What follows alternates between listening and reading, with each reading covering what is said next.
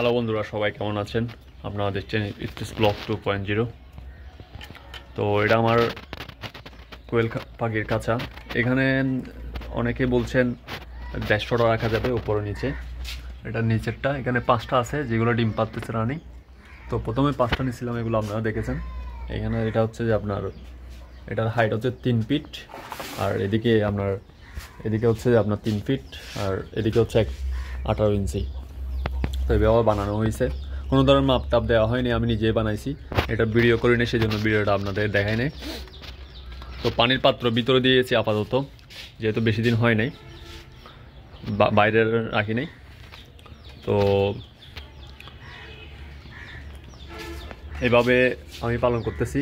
এদের মধ্যে অনেকগুলো ডিম পারতেছে, আবার অনেকে ডিম পারে নাই, এরকমই আছে। তো আমি এখানে কোনো ধরনের ইয়া দিই না, এখানে প্লাস্টিক দিছি আপাতত, যেহেতু নতুন খামারি আমি কিছু বুঝতেছি না।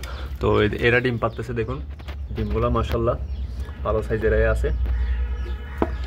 তো এখানে আপনাদের ধারণা অনুযায়ী কতগুলো পাখি পালন করা যাবে সবাই একটু জানাবেন।